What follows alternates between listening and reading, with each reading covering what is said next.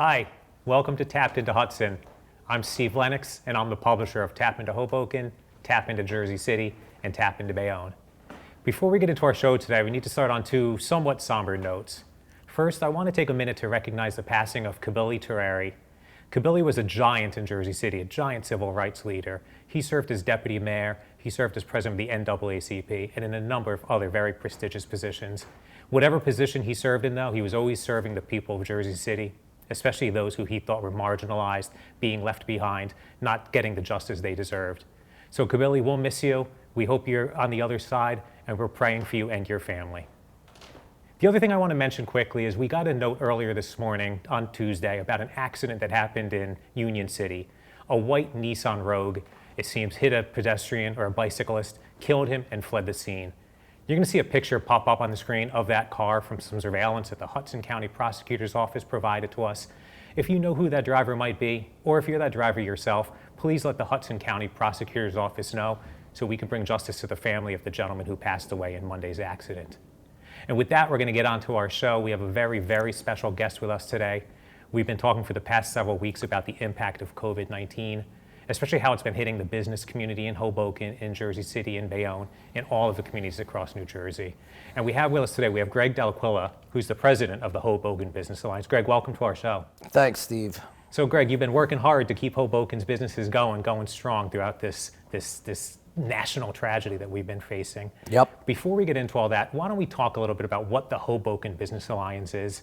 I know conversations started about forming it in 2017, took to about 2019 to actually get it up and going. But what is the HBA? So the HBA is a special improvement district. And for most people who don't know what a special improvement district is, it's a partnership between the business community and the municipality. It's formed through the adoption of an ordinance through the city council. So it's a very collaborative process with the municipality and the business community. So we started this process by the city leading the charge. I know there were two, the mayor, Stephen Marks, the business administrator at the time for Hoboken, and Tiffany Fisher were the ones that were really pushing that we need to start recognizing the business community, helping the business community, focusing on the business community. So the city found money to start the process of a steering committee. And through that steering committee, we decided whether or not Hoboken was in need of an improvement district. Most improvement districts, just so you know, it's like they're a main street in downtown USA. But Hoboken, being geographically small, throughout this steering committee process, we decided that the boundaries of the improvement district were the entirety of the city. And we actually made it what I would consider one of the more complex but very smart improvement districts in the entire state of New Jersey, if not the smartest one, where there are different sub-districts, so the entirety of the city is accounted for. And we can dial up and dial down when different areas are in need of attention by the organization. But it is a separate organization. What is some of that attention you're bringing to the businesses? So first and foremost, I would say it's business attraction. Business attraction is one of the fundamentals to having a thriving municipality. Doing things like visual improvements are another thing. You want to come into a city that's clean. You want to come into a city that looks good. A lot of people use other cities throughout the country where once you enter into that city, you feel something has changed, once you cross that municipal boundary line. Maybe you've experienced that, down in Monmouth County, or other people recognize it. I'm trying to think in other states where once you drive into that area, you're like, something has changed. You've come into a gateway. Yeah, and usually, even in Manhattan, usually when you enter into that area that has an improvement district, you'll recognize it because of the visual improvements that the improvement district works on. And then the other thing is marketing. I think New York City and the Big Apple had probably the best branding campaign in our region in our recent history. And that's another thing that the improvement district focuses on. So it's about, and it's the greatest thing about it is that it's run by the commercial property owners. It's run by the business owners. So this is not a government-run organization, right? So the technical side of it, which I think is important for people to really understand, is that the commercial property owners are assessed through the city of Hoboken. It's not a tax, it's an assessment. They're assessed. The money is adopted. The money comes through the city, through an assessment, but the budget gets adopted by the city council. So it is a true partnership with the city, and they're approving our budget. So if they don't think we're doing a good job, they don't approve the budget. And this is a budget that's been created by the city itself, by the business. By the Hoboken Business Alliance, so and the commercial property their owners. Dollars, Absolutely, right. Absolutely. So we say how we want the dollars to be spent, and we then present it to the city council for their adoption. And we work closely with them because there's a city council representative on the SID, and there is a mayor's appointee on the SID. So a SID is Special Improvement District. But the Hoboken Business Alliance is who we are, and that's the technical side of it. So, I would tell you that I've never felt so proud to be part of what I would consider such a great improvement, such a great business organization that represents Hoboken's retailers and office buildings and apartment complexes. Like, we have something that can really do what the business community needs. Greg, you've been involved in many organizations, chambers of commerce, networking groups. You're a business owner yourself. When we get back in a few minutes, we're going to talk a little bit more about that. Thank you for joining us here today. Burns Brothers Memorials, Monuments, and Markers, 787 Tunley Avenue, Jersey City. Hudson County's only monument maker, serving all faiths and cemeteries. Design, studio, and launch inventory on site. Cemetery inscriptions and custom orders welcome. Burns Brothers Memorials, Monuments, and Markers, 787 Tunley Avenue, just south of Secaucus Road. Craftsmanship that will last for all eternity. Burns Brothers, Jersey City, Albert H. Hopper, North Arlington. Visit us on the net. Stevens Jersey City Ford, located right off of NJ 440 North. Across the Hudson Mall is your one-stop for all your automotive needs. Check out Ford's latest models like the 2020 Ford Fusion with its stylish looks and hybrid options, or the unparalleled high-performance 2020 Ford Mustang. The 2020 Ford F-150 Raptor is ready for those rugged off-road terrains with trail control. Need a mid-sized truck for your towing and hauling? The 2020 Ford Ranger will deliver. The 2020 Ford Escape is a luxury SUV that was made for comfort and adventure on the go. Returning is Ford's legendary Bronco, which takes you back to the true meaning of off-roading. They are now available for pre-order in our showroom or on our website. Let us help you find your next vehicle. Stevens Jersey City Ford, 201-432-7272. Pen & Pencil Properties, Jersey City. Shaping the workplace with state-of-the-art office spaces that address your company desires. Building residences that define your home environment. Adjacent to all modes of transportation with on-site parking available. The right address, the right lease. Call 201 521-9000 or visit online at panandpencilproperties.com. Pan and Pencil Properties, building Jersey City for everyone. Hi, and welcome back to Tapped into Hudson. I'm Steve Lenox, and I'm the publisher of Tap into Hoboken, Tap into Jersey City, and Tap into Bayonne. We're joined today by Greg Dell'Aquila, the president of the Hoboken Business Alliance. Greg, in the last segment, you're sort of going over the functionality, the mechanics of what the Hoboken Business Alliance is. Certainly when you guys started the conversation back in 2017, when you formed in 2019, Hoboken was a very different place. Downtown USA was a very different place. The world was a different place. Yeah. We've been hit by COVID and we've been hit hard.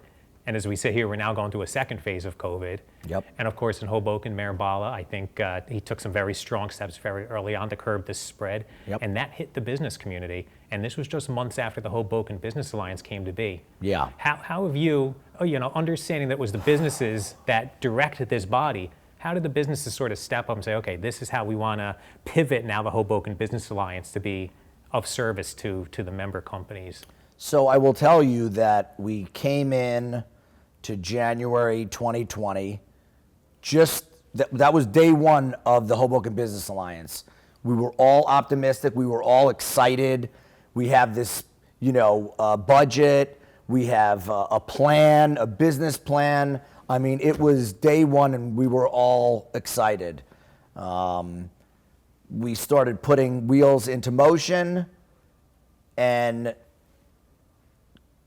COVID hit, right, in March. And it was pretty much in line when we got our first round of funding through the assessments, because taxes went out and that's how we got our funding, right? We get the assessment.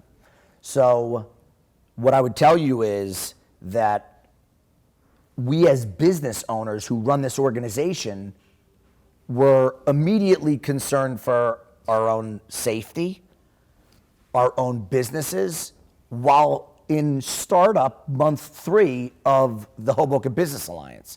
So it was what at the time seemed like, we were throwing our hands up.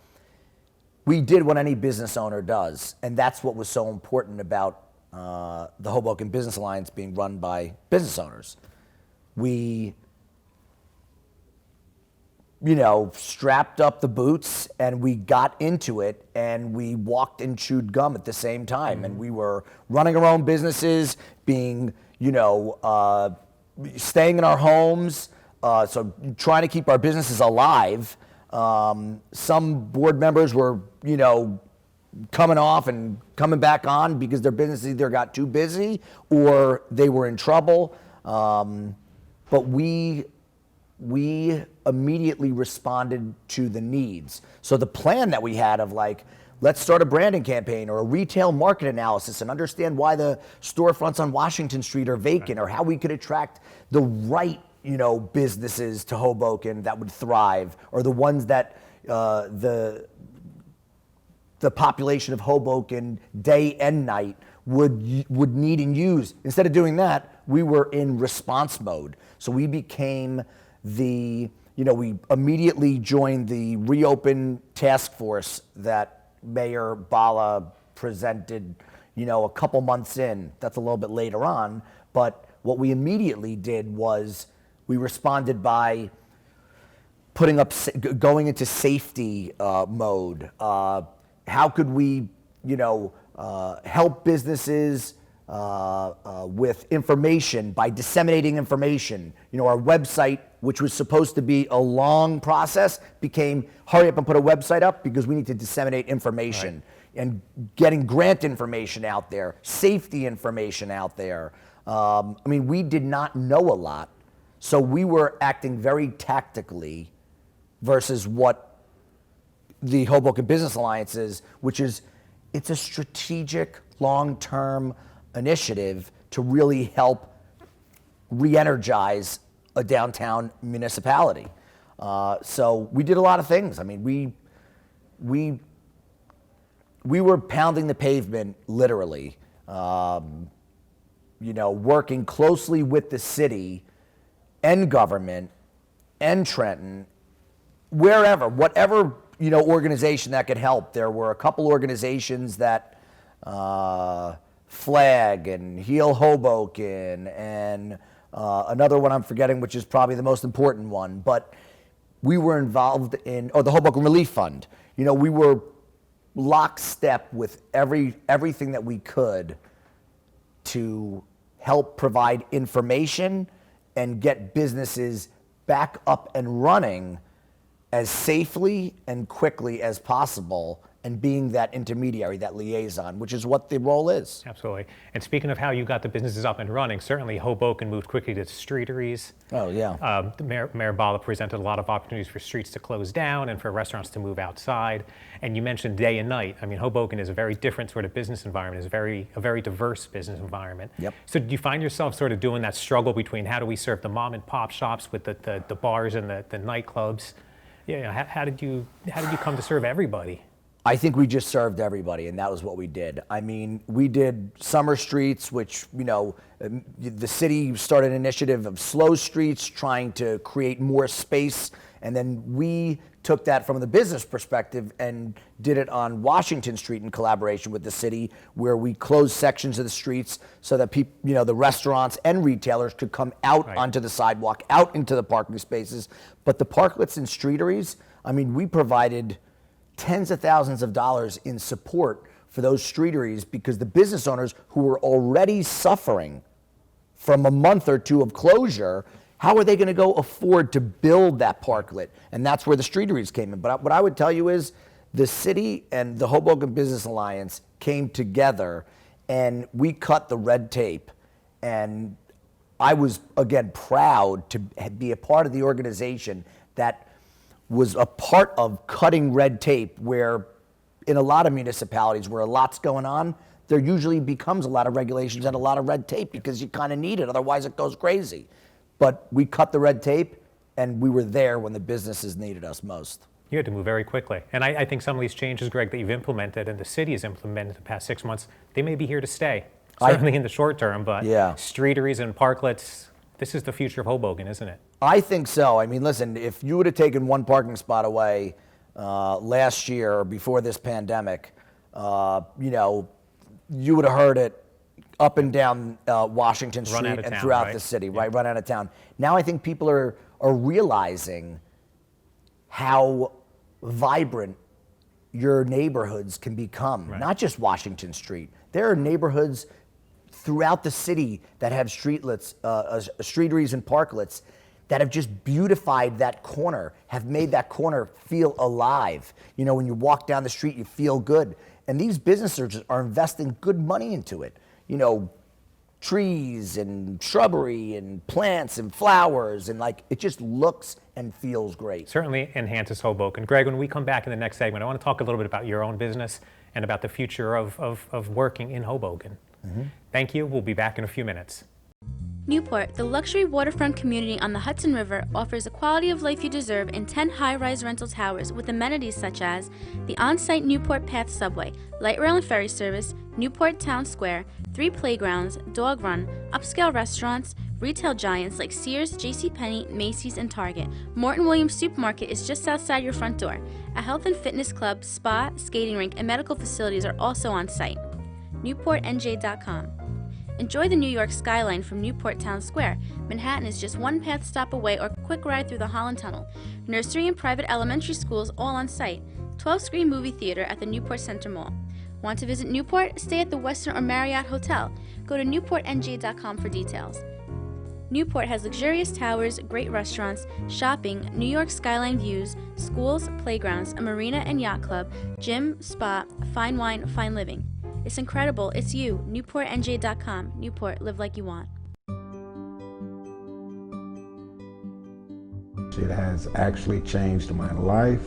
You know, it's wonderful to be in recovery. I'm also a grandpa, a great-grandpa. I found joy in being abstinent from use. You know, I'm a family member. I'm a productive member of society. I'm a dog owner. Things like that. I'm a fiance. So I think that recovery means on such a broad scale, there's so many different layers to what recovery means to me. We're just like everyone else. We have heart and soul. It's just that we've we have this substance abuse disorder and that we're dealing with that. And if anything, it makes us a little bit stronger. The most important thing for people in the communities to know is that they're just like anyone else, and that they don't necessarily want to be doing the things that they're doing, and it's a chronic illness and it's a chronic disease that needs to be addressed as so.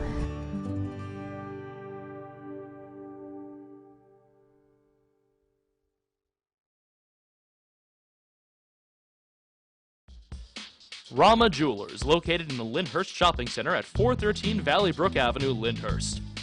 Come for all your jeweler needs at Rama Jewelers, where you will find a fine selection of necklaces, earrings, rings, and bracelets. Choose from one of our complete sets, our many signature items, or find the perfect engagement ring. Come on down. That's Rama Jewelers at 413 Valley Brook Ave, Lyndhurst. Call 201-939-5784 or visit us online today. Hi, and welcome back to Tapped Into Hudson. I'm Steve Lenox, and I'm the publisher of Tap Into Hoboken, Tap Into Jersey City, and Tap Into Bayonne. Like we have for the past few weeks, we're talking about COVID-19 and the impact that it's had on our communities, especially from a business perspective. And we're very happy to have Greg Dell'Aquila in the studio with us. Greg, thank you for staying for the whole show today. Yep, absolutely. It's just Steve. so important that we keep getting people into the businesses, and that's something we've focused on the first few weeks of this show. Greg, we're coming up to the holiday season. This is, in a good year, this is make or break it. Make it or break it for a business in a place like Hoboken. Yep. What's the Hoboken Business Alliance doing to focus on the holiday season, especially given the fact that we're now into a second wave of COVID and facing some more restrictions? Yep. So Washington Street was named one of the best downtown, or the best main streets in America within the last 10 years, we'll call it, right? And everyone had always known it around the state as like a destination. But I always notice as a resident, as a property owner, as a business owner, and my headquarters is here in Hoboken, that during the holidays, Washington Street wasn't that exciting, right? So one of the things the Hoboken Business Alliance made sure we did was we made it wow. And we strung lights from pole to pole, from all the way downtown to all the way uptown on Washington Street. We have flower baskets. We wrap poles with lights. The city has snowflakes and different other ornaments that are on the poles. I mean, it truly feels much different. And you add in the parklets and streeteries that now have all their bistro lighting and stuff like that. I mean, you feel like you're in a completely different place. We put, instead of, there's a typical Christmas tree lighting and a menorah lighting and other things downtown, the Business Alliance put a Christmas tree on 11th Street.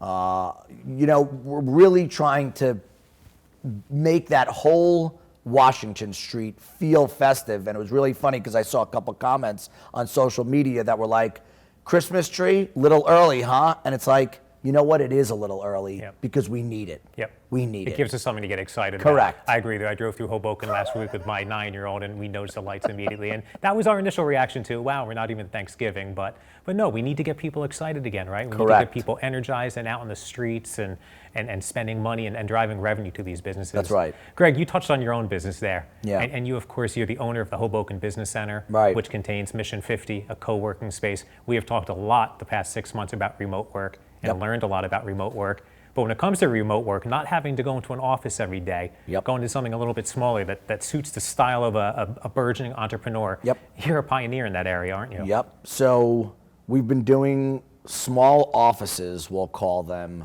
for the better part of 20 years. There'll be an announcement soon, but I'll give you the sneak peek at it, that Hoboken Business Center will be no more. Mission 50 the building is being rebranded as Mission 50. During COVID, and this was a response to COVID, we have made a large investment that is we're probably gonna launch in about January, of remodeling the entire second floor, about 25,000 square feet, into co-working spaces. And most of them, if not, I would say 85% of this office space will be small private offices for people that are remotely working, that do want to still get out of the house. We've invested countless dollars into air scrubbing, devices that kill coronaviruses on top of other germs and molds and dusts and things like that, or allergens. And I would tell you that remote work, I believe, in my experience, was always something that was trending. Yep. But you can't close down offices forever. We will come back. And I'm not even talking about vaccine or different things like that. Like, I'm not a scientist or a doctor.